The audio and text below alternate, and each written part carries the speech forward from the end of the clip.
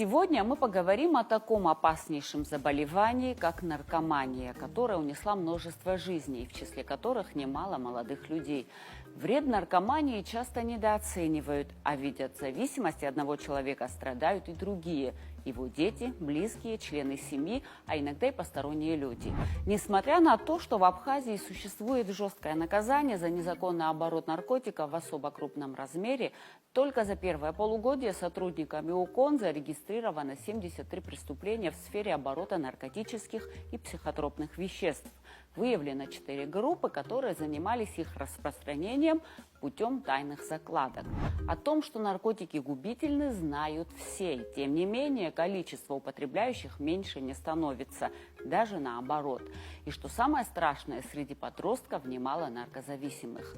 Герой нашей сегодняшней передачи – человек, который 15 лет употреблял наркотики, но уже 6 лет как поборол зависимость и продолжает свою борьбу. Вы смотрите программу «Пациент». Мы выходим в эфир по вторникам на канале Абхазского телевидения.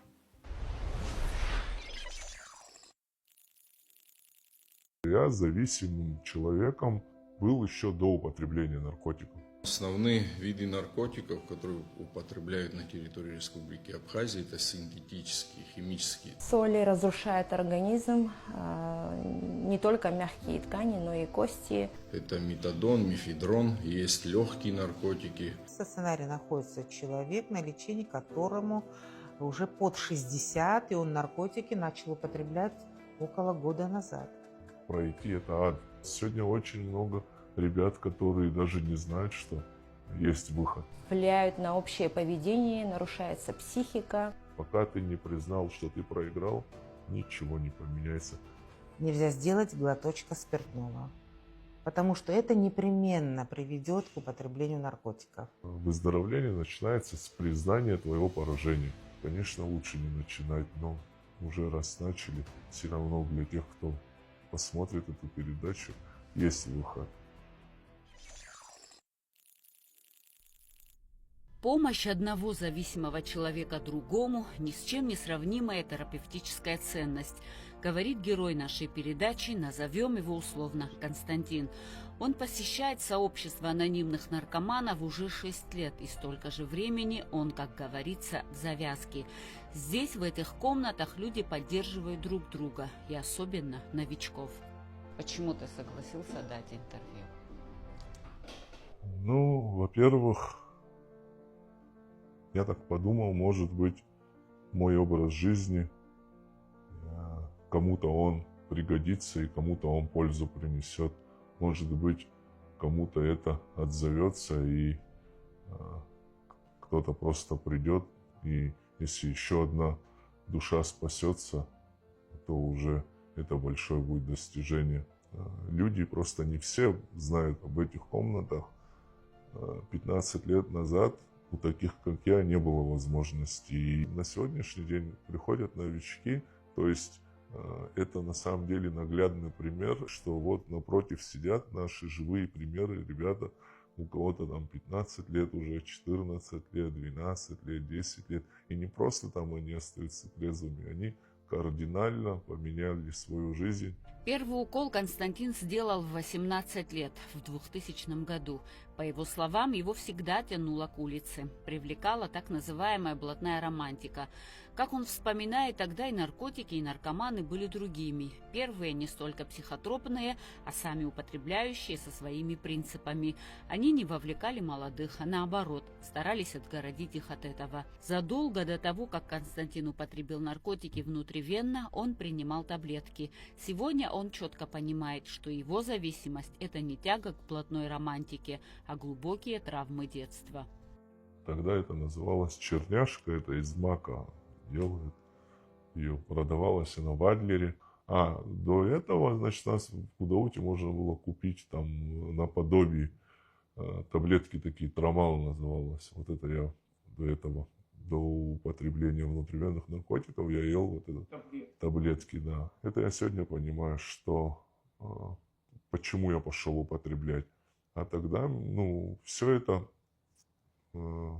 гораздо еще раньше началось просто от того, что я не принимал себя, мне было очень где-то страшно, очень где-то больно в душе моей. И вот от того, чтобы убежать от какой-то, наверное, реальности, от непринятия того, в чем я нахожусь, в какой реальности я нахожусь. От этого, скорее всего, так и было. Я пошел и употребил. И когда я употребил, мне показалось, что вот он я настоящий, куда-то делся страх, куда-то делась неуверенность в себе, там появилась какая-то маска, и мне казалось, что весь мир у моих ног, я делаю то, что я хочу, и, короче, вот так и осталось это как бы в моей памяти. И я знал, что всегда в каких-то определенных аналогичных обстоятельствах можно пойти просто и заглушить какую-то там душевную, скажем, пустоту или боль, пойти употребить. Константин из достаточно состоятельной семьи. По семейным обстоятельствам в детстве его часто и надолго оставляли с родственниками, а он тосковал по матери. Порой к нему относились не так ласково, как ему хотелось бы, и это оставляло след в его детской душе. Он стал ощущать свою ненужность, вырос неуверенным в себе. Именно это и многие другие послевоенные факторы в Абхазии привели Константина к наркотикам. Мне просто невыносимо было с самим собой оставаться. Но я не знал, как это объяснить. Но это я сейчас понимаю, что я зависимым человеком был еще до употребления наркотиков. Употребление наркотиков это всего лишь симптом проявления моей болезни зависимости. И когда я употребил, мне стало просто легче. И очень долгое время я просто употреблял от того, что мне становилось легче.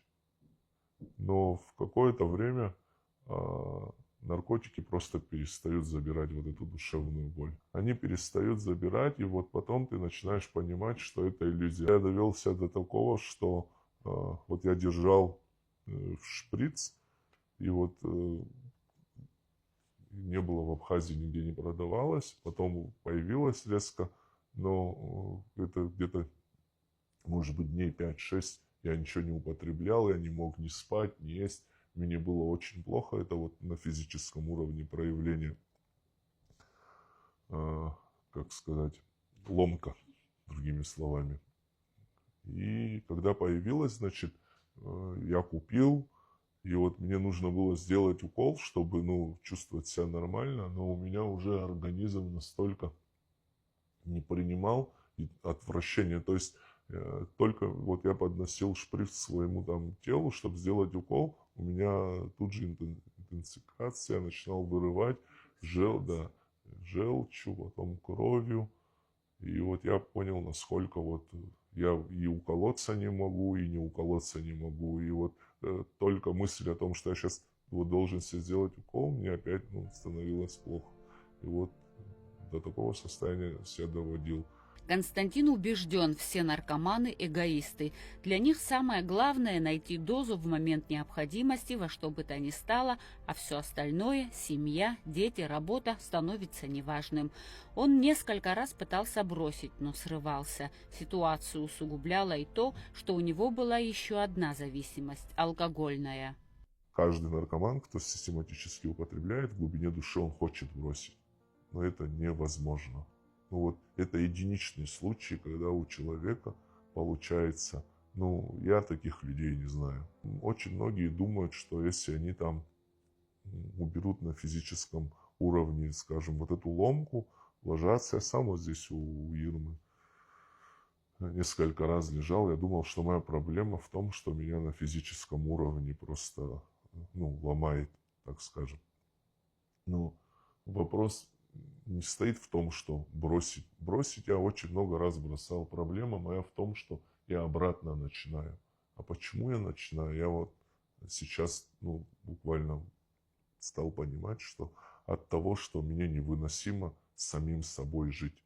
Я не могу проживать вот эту реальность. Потому что вот этот негатив, который с детства со мной, вот я утром просыпаюсь, я постоянно чем-то недоволен. Вот это есть моя болезнь, зависимость.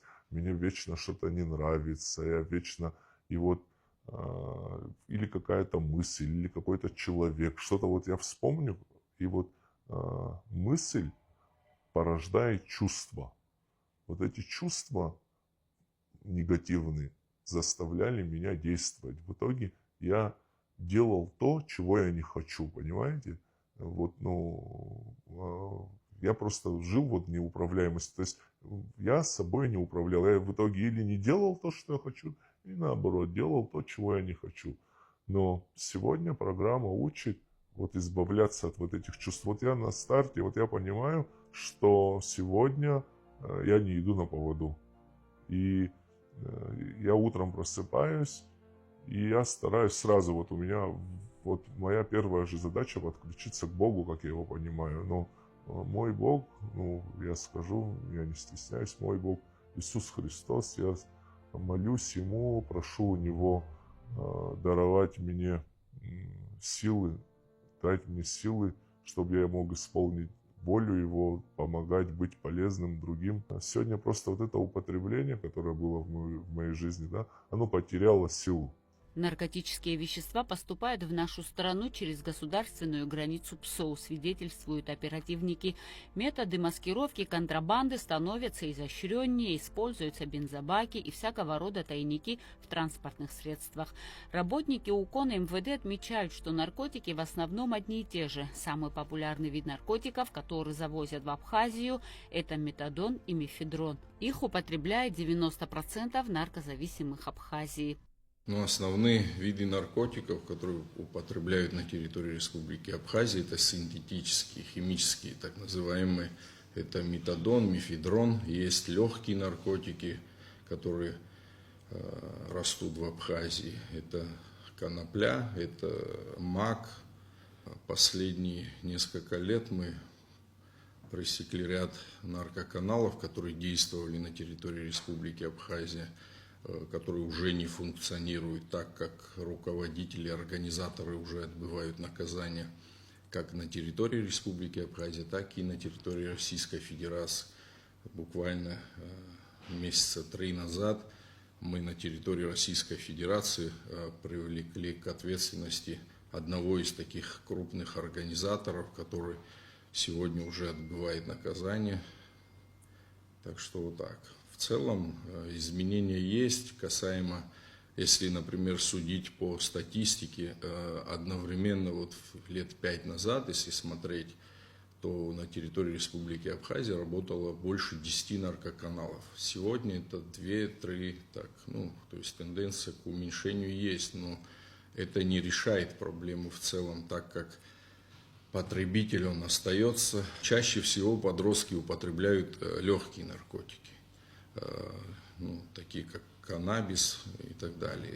Есть еще психотропные препараты, которые употребляют молодежь, это школьного возраста, к сожалению, которые не менее пагубны, чем тяжелые наркотики. То есть влияет на психику молодых людей, влияет в целом на организм. Такие препараты, я просто не хочу их озвучивать, так как получится, как будто бы мы ее рекламируем, но есть психотропные, именно медицинские препараты, которые молодежь употребляет, которые даже в России не запрещены. То есть человек может выехать на территорию Российской Федерации и купить в любой аптеке. Напомню, что в Абхазии действует закон, который предусматривает высшую меру наказания – пожизненное лишение свободы и исключительную меру наказания – смертную казнь за ввоз и вывоз наркотических средств в особо крупных размерах. В связи с мораторием на смертную казнь, действующим в Абхазии с 2007 года, эта мера заменена на пожизненное лишение свободы. С января текущего года 1876 человек освидетельствовано на употребление запрещенных веществ. Из них на профилактический учет сроком на 1 год взято 262, на диспансерный сроком на 3 года 17 человек. Абсолютно все наркотики по своей природе являются ядом, поражающим все системы органов и тканей, но особенно центральную нервную систему. В основном это марихуана, чаще всего марихуана и далее метадон. Ну и морфин тоже можно туда отнести. Чаще всего проявляются эти три вида. Они самые востребованные среди наших жителей. Пригабалин они рецептурно получают, поэтому как бы мы на этом не делаем акцент в данном случае. Соли разрушают организм, не только мягкие ткани, но и кости, влияют на общее поведение, нарушается психика.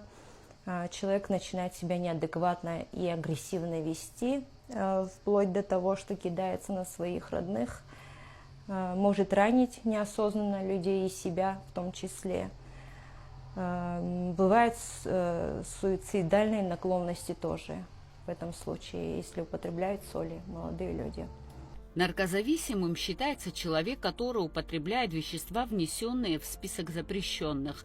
В нашей стране нет точной статистики наркозависимых. Для того, чтобы назвать конкретное число, необходимо проводить специальные исследования среди разных слоев населения, систематизировать данные из различных специализированных учреждений.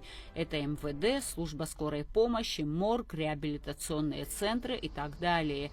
Только по одному наркологическому диспансеру нельзя определить, какой процент населения употребляет наркотики. У нас в среднем цифра одинаковая.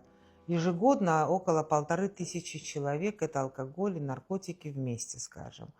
Вот. Иногда бывает больше, иногда меньше, и оно тоже бывает связано, знаете, с чем? С различными ситуациями в стране. Например, когда была пандемия, было в один момент больше обращений, хотя стационирование было сложнее, вы знаете, старались людей не скучивать по ненадобности в каких-то там учреждениях. Вот. Это зависит от каких-то обстоятельств внешних тоже. Не только потому, что стало наркоманов больше, и их обратилось больше в больницу. Иногда зависит от того, что, допустим, что-то новое, там методики какие-то стали появляться в лечении. И как сарафанное радио, знаете, у них происходит одному, там понравилось, другому, и мне хорошо помогли, давай и ты, и то, и вот так. Вдруг оказывается, что как-то волной много пациентов. Также влияет на обращаемость в стационар то, когда перекрывают каналы поставок наркотиков. Как только наркотика становится мало, какой-то дефицит, поймали крупную партию, тут же идет наплыв пациентов в стационар. То есть вот это зависит от таких вещей тоже, поэтому оно субъективно. Вы понимаете, сказать, что стало наркоманов больше, я не могу. Бывает, что больше обращаемость. В этом году было больше, но это было связано с внешними факторами.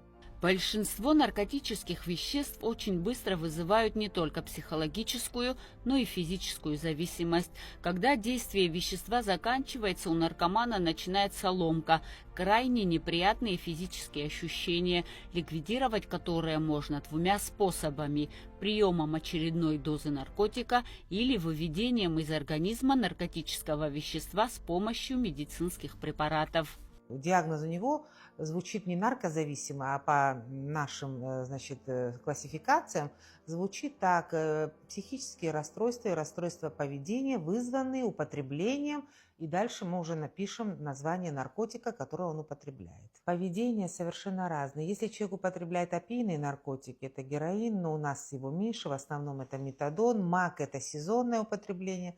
В основном это бупринорфин или субутекс, так называемый, или метадон. Вот это опийные наркотики. То лечение обычно мы начинаем в стационаре, если больной мотивирован, если он сам изъявляет желание, и у него есть какой-то план дальнейшего поведения, что делать, как-то вот он уже настрадался, намучился от последствий употребления наркотика, то мы укладываем в стационар, начинаем стационарное лечение, купируем изначально абстинентный синдром, потом уже идет коррекция психического поведения, сна, вот, настроения, и дальше уже расписываем ему пошагово, ну что делать, как приходить на консультации, как себя вести, связываем его с группой самопомощи и взаимопомощи, так называемые анонимные наркоманы. Вот первые шаги знакомств с этой программой пациент уже может начать, находясь у нас на лечении. Вот. И в дальнейшем, конечно, мы рекомендуем пройти реабилитацию все-таки, потому что двухнедельный или даже месячный курс лечения далеко недостаточен для того, чтобы поменять образ жизни, который формировался годами, понимаете? Вот. Но если же пациент употребляет стимулирующего характера наркотики, так называемые дизайнерские наркотики или быстрые наркотики они называются, или это вот соли, мефедрон, амфетамины, вот такого, скажем, порядка наркотики, то тут уже картина совершенно другая. На первый план все-таки выходят это психические расстройства. Порой поведение пациента – это поведение, скажем, больного, просто психически больного человека, понимаете? И тут вот такая классическая схема лечения, там купирование абстинентного синдрома – это все совершенно не нужно. И пациенты такие трудно удерживаются в стационаре. И когда они находятся в стационаре такого типа, как у нас, открытый стационар, скажем так, да, они трудно удерживаются. Еще тут рядом друзья, родственники, они всегда могут в любой момент покинуть отделение, как хотят уйти из стационара, то так, конечно, трудно им удержаться. В основном лечение таких пациентов мы рекомендуем даже сразу уже выезжать в реабилитационный центр, потому что первое условие необходимо – это изоляция от наркотика, которое крайне сложно осуществить, например, на родине у себя, где все тебе знакомы, где много друзей, с которыми твои соупотребители и так далее. Поэтому тут уже в основном мы мотивируем родственников, чтобы они как-то все-таки пошли с нами вместе вот в одном направлении и как-то уговорить по доброй воле, либо там так относительно не по доброй воле пациентов уговорить на прохождение реабилитации в центр, уехать в центр реабилитационный. Основная причина смертности от наркотиков – индивидуальная реакция организма на используемый препарат. Зачастую человек пробует наркотики под влиянием знакомых, которые в самых радужных красках описывают состояние эйфории и убеждают в том, что это не страшно. Но каждый организм реагирует на ядовитые вещества по-разному. Нередко во время первого употребления, казалось бы, незначительной дозы наркотика у человека случается анафилактический шок и остановка сердца. 95% людей, употребляющих наркотики путем инъекции, заражены ВИЧ-инфекцией, гепатитом В и С. От этих болезней они часто умирают раньше, чем от самих наркотиков. Не только подростки, у нас есть частый случай, когда в стационар попадают люди, начинающие употреблять наркотики в достаточно зрелом возрасте. Вот даже, скажу так, на сегодняшний день в стационаре находится человек, на лечении которому уже под 60, и он наркотики начал употреблять около года назад. Понимаете? То есть как это много должно быть его все-таки, чтобы даже в 60 лет вдруг начать его употреблять. Наркомания приводит к снижению интеллекта, слабоумию, тяжелым психозам, депрессиям. Страдает иммунная система, организм не может противостоять элементарным заболеваниям и инфекциям. Даже обыкновенная простуда может вызвать осложнения, несовместимые с жизнью. Огромное влияние оказывает прием наркотиков на репродуктивную систему и половые функции, причем как мужчин, так и женщин. Это влияет на самый важный орган отрицательно. Самый важный орган – это центральная нервная система, головной мозг, понимаете? Это разрушает личность. Человек может просто остаться уже навсегда психически больным. Там вы прочистишь его организм, купировали абстинентный синдром, что бы ты ни сделал, он просто уже остается навсегда психически больным. И просто психически больной – это одно, а когда психически больной плюс еще зависимый, это крайне сложное сочетание, это очень плохой прогноз, это тяжелое лечение, это, в общем-то, это, можно сказать, пожизненно реабилитационный центр. Это человек, который в открытом обществе может, в таком, скажем, свободном обществе жить ему сложно будет. Вот, это очень губительные наркотики. И причем еще они страшны тем, что зависимость развивается очень быстро. Иногда после первой пробы можно стать наркоманом. То есть вчера ты был нормальный человек, один раз попробовал, и завтра ты уже наркоман. И ты бегаешь, ты ищешь, ты обманываешь. За последние десятилетия произошла, если можно так сказать, революция в истории запрещенных веществ. Изменились и сами наркотики, и способы их поставки и приобретения. Растет количество наркопреступлений, совершенных с использованием информационно-телекоммуникационных технологий. Для их совершения продолжают активно использоваться мессенджеры, блоги, интернет-магазины и форумы. Солевые вещества. Но это, конечно, Но это самое распространенное, это самое да, распространенное сейчас? и самое явно видное поведение меняется. То есть это такое, которое заметно очень. Вот. Обычно они становятся возбужденными, жестикуляция активная, дергаются, могут быть галлюцинации, может быть психомоторное возбуждение. То есть это явно отличает его от его нормального состояния. Чаще всего все-таки у подростков начинается с таблеток, которые можно принимать и не очень заметным быть, понимаете? Ведь обычно это все происходит в переходный возраст, когда начинает меняться характер. И небольшая раздражительность, там что-то такое, требовательность, может, капризы какие-то, они в этом возрасте возникают тоже. И вот это может сбить с толку. Но часто я вот все-таки, когда я разговариваю со своими пациентами, я всего там год употребляю, он говорит, наркотики. А спрашиваю, а таблетки уже лет 7-8, понимаете? То есть все равно прием вот этих таблеток различных, психоактивных, которые они считают, что это лекарство, но лекарство назначает врач, вы понимаете? А все, что сам себе назначаешь, это уже не лекарство. Вот. Они принимают длительное время, и это можно незаметно. Можно ли избавиться от наркозависимости навсегда и как это сделать? Константин уверен, можно, но к этому должен прийти сам наркозависимый, потому что ради кого-то он не будет ничего менять в своей жизни. Константину в исцелении помогло сообщество анонимных наркоманов, которое 5 лет назад начало функционировать в Абхазии. Таких сообществ несколько – в Гагре, в Гудауте, а в Сухуме даже 2. Ребята собираются несколько раз в неделю и поддерживают друг друга. Этот метод терапии сформировался в США за более чем 80 лет и показал свою эффективность. Были ребята, которые в свое время, слава богу, что это стороной меня обошло, у нас в Абхазии какое-то долгое время употребляли крокодил, его еще бензоморфин называют, но я близко не подошел к этим наркотикам. И в нашем городе очень много кто употреблял, и как бы там все настолько, там такой состав туда, что только химия, там всякий крот, бензин, что туда только не добавляли.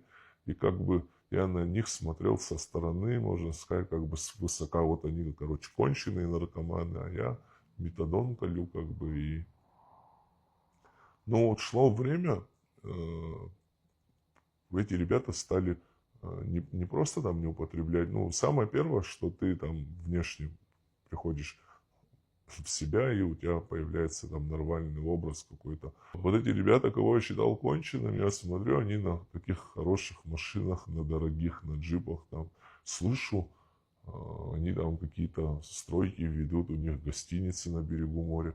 Ну, и мне, как наркоману, наверное, завидно стало, и я начал спрашивать, а как, слушай, они с этих подвалов не вылазили? То есть меня в эти комнаты никто не звал, меня в эти комнаты привел их образ жизни. Просто тупо я видел на моих глазах, как их жизнь поменялась. Я начал спрашивать, слушай, а как у них получилось? И мне сказали, что они ходят там в сообщество какое-то. Я спросил, а что там, мол, они делают? Говорят, ну они там собираются, там помогают друг другу. И вот как бы на тот момент я думал, что это совпадение, но сейчас я понимаю, совпадений в моей жизни нет и не бывает. Это Боженька так сделал именно в тот момент. Это была Гагра, город Гагра. Я там не знал ни одного человека. И вот я не знаю, что-то тогда произошло. И я не могу это передать словами. Я почувствовал, что это вот именно то место, которое искал всю жизнь. Я почувствовал в этих комнатах Бога, я почувствовал Его любовь, я почувствовал, что там ребята искренне хотят мне помочь, и я им поверил, и на самом деле это работает, если соблюдать рекомендации. Они понимают, что это очень коварная, тяжелая болезнь, и даже 10 лет трезвости ни о чем, понимаете? Срыв возможен в любое время. Это хроническое заболевание. А как любое хроническое заболевание, возможно обострение, понимаете? Вот у человека может быть гастрит, да, допустим, это же хроническое заболевание, хронический гастрит. Но если ты всю жизнь на диете, всю жизнь ведешь себя правильно, может быть, до конца твоих дней уже никогда у тебя не будет обострения, и ты там в 100 лет умрешь здоровый без гастрита, скажем. Но если... И также и зависимость от наркотиков. Это заболевание зависимости хроническое. То есть его невозможно вырезать из организма и выбросить. Ты можешь прожить всю свою жизнь трезво, но ты все равно зависимый человек. Вот в этом, понимаете, особенность. То есть зависимый человек, что это такое? Он должен помнить всегда, что есть какие-то правила, которые он должен соблюдать. Никогда не употреблять алкоголь. Никогда не сделать ни глоточка пива, никогда нельзя никакие таблетки, потому что это непременно приведет к употреблению наркотиков. Он вернется к наркотикам, и он вот навсегда должен отказаться от всех психоактивных веществ. Это такое же хроническое заболевание, как и любое другое, которое может дать срыв, обострение. И чтобы его не случилось, нужно соблюдать всю жизнь определенные правила. Константин говорит, что наркотики разрушают человека на 3 уровнях – физическом, духовном и эмоциональном. Из них самое легкое – физическое. Не было такого случая, чтобы наркоман умер от ломок, он себя любит настолько, что непременно найдет дозу и не будет терпеть дискомфорт в теле. Самое сложное разрушение, которое тяжело остановить и преодолеть, это духовное и эмоциональное. Для того, чтобы вступить на путь исцеления, нужно следовать нескольким факторам. Выздоровление начинается с признания твоего поражения. Пока ты не признал, что ты проиграл, ничего не поменяется. Вот мои дети, насколько они меня любят, насколько меня любят мои родители, они не смогут мне помочь. Пока я сам не пришел и не сказал, я не могу, помогите мне, пожалуйста. Пока вот этого не будет, вот здесь у тебя внутри, не то, что там ради кого-то, мотив может знать только тот зависимый человек, который делает это признание. Вот когда ты капитулировал, сдался, когда ты готов пойти там, сделать то, что тебе говорят люди, которые это уже проходили, вот это на самом деле актуально, это в этом случае работает, а в другом остальном.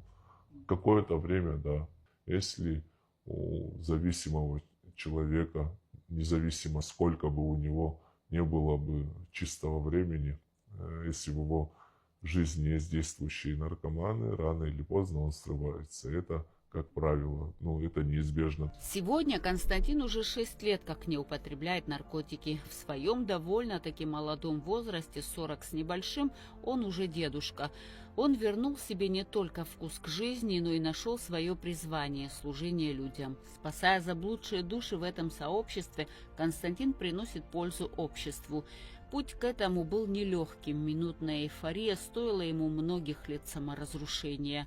Но, как утверждает Константин, он возродился, и через него Бог заботится о страждущих. Сегодня он жалеет о годах, которые бездарно потратил. Не стоит идти просто по этим рельсам. Там нету жизни. Как говорится, в конечном итоге все бросают употреблять. Просто кому-то это удается сделать при жизни. Вот сегодня есть такая... Не просто, знаете, как дело в чем, что мы же не просто сюда приходим, ты становишься свободным, счастливым, радостным человеком. И просто у тебя меняются ценности. Ты сегодня не просто как овощ какой-то просыпаешься утром, как там в употреблении, лишь бы где-то пойти обмануть, украсть, найти. И вот у тебя весь смысл жизни вот именно заключается в том, чтобы употребить. А тут намного, я вот буквально недавно стал на это обращать внимание, даже вот природа наша, я раньше не обращал на это внимание, в какой красоте мы живем, что какие элементарные даже вещи, сколько они приносят таких гамма чувств, то же самое там подвести человека, оказывается, раньше у меня и в мыслях не было кого-то подвозить. А вроде бы какие-то элементарные, добрые дела, они наполняют душу. Жизнь такая короткая. Я не успел оглянуться, уже вот скоро тоже 5-й десяток идет. И хочется, наверное, пожить еще, пройти. Это ад. Это повезло. А сегодня очень много ребят, которые даже не знают, что есть выход, понимаете? Кто-то на себя руки накладывает. Но и я, как никто другой, понимаю, что с ними происходит. И, конечно, лучше не начинать, но уже раз начали, все равно для тех, кто посмотрит эту передачу, есть выход. Есть выход, и он рядом. И просто нужно довериться, поверить и делать какие-то определенные действия, и все будет хорошо. Есть выход, все зависит от желания. Но кто не пробовал, лучше не подходит пускай.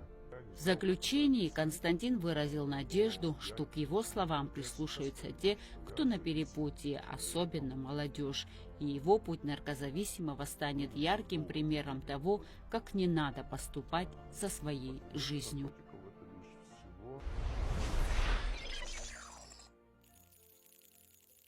Государство борется с наркоманией, используя различные методы, включая правовые, профилактические и лечебные.